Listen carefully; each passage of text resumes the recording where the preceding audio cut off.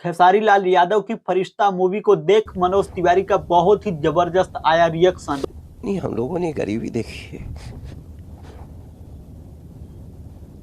तो जी हाँ दोस्तों, आपको बता दूं कि खेसारी लाल यादव की फरिश्ता मूवी का ट्रेलर इस समय चर्चा का विषय बन गया है। और आपको बता दूं कि खेसारी लाल यादव ने ऐसा मूवी कभी नहीं दिए और ये मूवी उनके लाइफ का पहला मूवी है। और खेसारी लाल यादव इस मूवी को लेकर काफी ज्यादा एक्साइटेड हैं। और फरिश्ता मूवी से पहले खेसारी लाल यादव की ही संघर्ष 2 आई थी, लेकिन उस फिल्म में खेसारी लाल यादव जितना मेहनत किए हैं और उतना ही मेहनत इस फिल्म में भी किए हैं। और यह खेसारी लाल यादव की फरिश्ता मूवी इस समय बवाल मचा के रख दिया है। जी हां, आपको बता दूं कि खेसारी लाल यादव की फरिश्ता मूवी को लेकर बड़े बड़े नेता अभिनेता अपनी अपनी प्रतिक्रिया दे रहे हैं। और इसी के साथ आज हमारे भोजपुरी इंडस्ट्री के बादशाह मनोज तिवारी ने भी अपना रिएक्शन जताए। तो जी हां दोस्तों, आपको बता दूं कि भोजपुरी इंडस्ट्री के सुपरस्टार मनोज तिवारी क्या बोले खेसारी लाल यादव की फिल्म फरिश्ता का ट्रेलर को लेकर। तो उससे पहले थोड़ा सा मैं आपको खेसारी लाल यादव की फिल्म फरिश्ता के बारे में बता दें। तो जी हाँ दोस्तों, आपको बता दूं कि खेसारी लाल यादव इस मूवी को लेकर काफी ज्यादा एक्साइटेड थे और तो और यह मूवी में अपना बेस्ट से बेस्ट दिए। और आपको बता दूं कि खेसारी लाल यादव ने फरिश्ता मूवी को लेकर क्या क्या नहीं किए, यहाँ तक तो फरिश्ता मूवी को बनाने के लिए भिखारी